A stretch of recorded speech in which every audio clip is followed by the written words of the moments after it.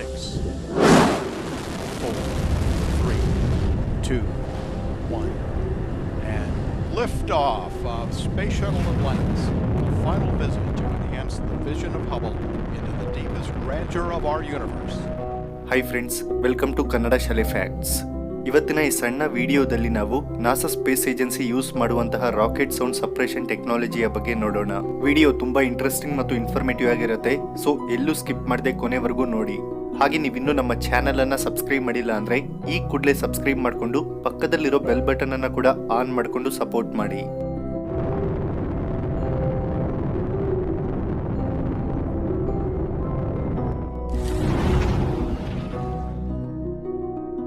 Guys, ಈ ನಮ್ಮ ಭೂಮಿ ಮೇಲೆ ರೆಕಾರ್ಡ್ ಆದ ಅತಿ ದೊಡ್ಡ ಸೌಂಡ್ ನಾಸಾದವರು ಪ್ರಯೋಗಿಸಿದ ಸ್ಯಾಟರ್ನ್ ವಿ ರಾಕೆಟ್ ನಿಂದಲೇ ಬಂತು. ಇದು ಸುಮಾರು 220 ಡೆಸಿಬಲ್ ಸೌಂಡ್ ಅನ್ನ ಪ್ರೊಡ್ಯೂಸ್ ಮಾಡಿತು. ಒಂದು ರಾಕೆಟ್ ಅನ್ನ ಪ್ರಯೋಗಿಸಿದಾಗ ಸುಮಾರು 1,80,000 ಕಿಲೋಸ್ ಗಳಷ್ಟು ಎನರ್ಜಿ ಬಿಡುಗಡೆಯಾಗುತ್ತೆ.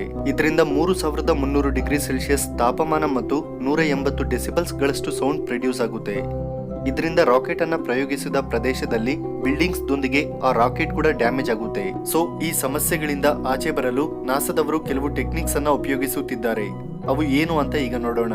ಗೈಸ್, ನಿಮಗ್ ಗೊತ್ತಾ, ಒಂದು ರಾಕೆಟ್ ಅಲ್ಲಿ ಸುಮಾರು 7,70,000 ಲೀಟರ್ಸ್ ಕೆರೋಸಿನ್ ಅಂದ್ರೆ ಸೀಮೆಣ್ಣೆ ಮತ್ತು 12 ಲಕ್ಷ ಲೀಟರ್ಸ್ ಲಿಕ್ವಿಡ್ ಆಕ್ಸಿಜನ್ ಅನ್ನ ಅಂದ್ರೆ ದ್ರವ ರೂಪದಲ್ಲಿರೋ ಆಮ್ಲಜನಕವನ್ನ ಇಂಧನವಾಗಿ ಬಳಸುತ್ತಾರೆ. ಸೊ ಇವು ಸುಟ್ಟಾಗ ಸುಮಾರು 3,300 ಡಿಗ್ರಿ ಸೆಲ್ಸಿಯಸ್ ತಾಪಮಾನದೊಂದಿಗೆ 220 ಡೆಸಿಬಲ್ಸ್ ಗಳಷ್ಟು ಸೌಂಡ್ ಕೂಡ ಪ್ರೊಡ್ಯೂಸ್ ಆಗುತ್ತೆ. ಆದ್ರೆ ಗೈಸ್, ಸಾಧಾರಣವಾಗಿ ನಾವು 95 ಡೆಸಿಬಲ್ಸ್ ಗಳಷ್ಟು ಸೌಂಡ್ ನ ಕೇಳಿದ್ರೇನೆ ನಮ್ಮ ಕಿವಿಗಳಲ್ಲಿರೋ ಇಯರ್ ಡ್ರಮ್ಸ್ ಹೊಡೆದೋಗುತ್ತೆ. ಅಂತಹದು 220 ಡೆಸಿಬಲ್ಸ್ ಗಳಷ್ಟು ಸೌಂಡ್ ನ ಕೇಳಿದ್ರೆ ಏನಾಗುತ್ತೆ ಅಂತ ನೀವೇ ಒಂದ್ಸಲ ಊಹಿಸಿಕೊಳ್ಳಿ.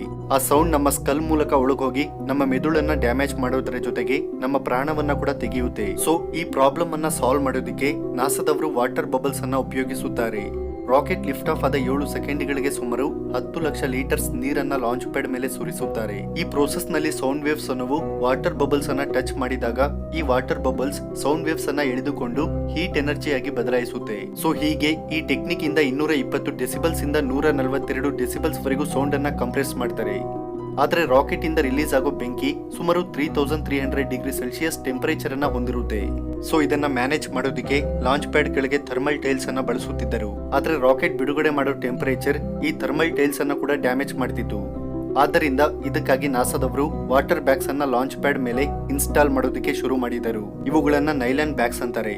ಇವು ನೀರನ್ನ ಲಾಂಚ್ ಪ್ಯಾಡ್ ಮೇಲೆ ಸ್ಟೋರ್ ಮಾಡಿಕೊಂಡು ರಾಕೆಟ್ ರಿಲೀಸ್ ಆಗೋ ಸಮಯದಲ್ಲಿ ಬಿಡುಗಡೆಯಾಗೋ ಬೆಂಕಿ ಮತ್ತು ಸೌಂಡ್ ಅನ್ನ ಕಂಪ್ರೆಸ್ ಮಾಡುತ್ತೆ. ಇದರಿಂದ ರಾಕೆಟ್ ಇಂದ ರಿಲೀಸ್ ಆಗೋ ಶಾಕ್ ವೇವ್ಸ್ ಇಂದ ಲಾಂಚ್ ಪ್ಯಾಡ್ ಡ್ಯಾಮೇಜ್ ಆಗೋದಿಲ್ಲ. ಅಂಡ್ ಗೈಸ್, ರಷ್ಯನ್ ಸ್ಪೇಸ್ ಏಜೆನ್ಸಿದವರು ಸೌಂಡ್ಸ್ ಮತ್ತು ಫ್ಲೇಮ್ಸ್ ಅನ್ನ ಕಂಟ್ರೋಲ್ ಮಾಡೋದಕ್ಕೆ ಹೊಸ ಮೆಥಡ್ ಅನ್ನ ಉಪಯೋಗಿಸುತ್ತಾರೆ.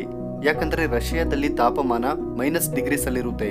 ಆದ್ದರಿಂದ ಅವರು ನೀರನ್ನ ಉಪಯೋಗಿಸೋದ್ರಿಂದ ಅಲ್ಲಿರೋ ಮೈನಸ್ ಟೆಂಪರೇಚರ್ಸ್ಗೆ ಅದು ಬೇಗ ಗಡ್ಡೆ ಕಟ್ಟುತ್ತೆ. ಆದ್ದರಿಂದ ರಷ್ಯಾದವರು ರಾಕೆಟ್ ಲಾಂಚ್ ಪ್ಯಾಡ್ ಕೆಳಗೆ ಕೆಲವು ಮೀಟರ್ಸ್ ಗಳವರೆಗೆ ಭೂಮಿಯನ್ನ ಅಗೆಯುತ್ತಾರೆ. ಸೊ ಆಗ ರಾಕೆಟ್ ಇಂದ ಬಿಡುಗಡೆಯಾಗೋ ಬೆಂಕಿ ಮತ್ತು ಸೌಂಡ್ ವೇವ್ಸ್ ಅನ್ನ ಭೂಮಿಯೊಳಕ್ಕೆ ನಾನ್ ಲೀನಿಯರ್ ಆಗಿ ಕಳಿಸುತ್ತಾರೆ. ಇದರಿಂದ ರಾಕೆಟ್ಗಾಗ್ಲಿ ಅಥವಾ ಲಾಂಚ್ ಪ್ಯಾಡ್ಗಾಗ್ಲಿ ಯಾವುದೇ ರೀತಿಯ ಸಮಸ್ಯೆ ಉಂಟಾಗೋದಿಲ್ಲ. ಆದ್ರೆ ನಿಜ ಹೇಳ್ಬೇಕಂದ್ರೆ ಒಬ್ಬ ಮನುಷ್ಯ ಸಾವನ್ನಪ್ಪೋದಕ್ಕೆ 142 ಡೆಸಿಬಲ್ಸ್ ಗಳಷ್ಟು ಸೌಂಡ್ ಸಾಕು. ಆದ್ದರಿಂದ ರಾಕೆಟ್ ಲಾಂಚ್ ಆಗುವ ಸಮಯದಲ್ಲಿ ಕೆಲವು ಕಿಲೋಮೀಟರ್ಸ್ ಗಳವರೆಗೆ ಮನುಷ್ಯರನ್ನ ಅನುಮತಿಸುವುದಿಲ್ಲ. ಅಂಡ್ ರಾಕೆಟ್ ಲಾಂಚ್ ಆಗೋ ಟೈಮಲ್ಲಿ ಆಕಾಶದಲ್ಲಿ ಯಾವುದೇ ಪಕ್ಷಿಗಳಿಲ್ಲದೆ ಇರೋ ರೀತಿ ಜಾಗೃತರಾಗ್ತಾರೆ. ಸೊ ಗೈಸ್, ಇದು ರಾಕೆಟ್ ಸೌಂಡ್ ಅನ್ನ ಕಂಪ್ರೆಸ್ ಮಾಡೋದಕ್ಕೆ ಉಪಯೋಗಿಸೋ ಟೆಕ್ನಾಲಜಿ.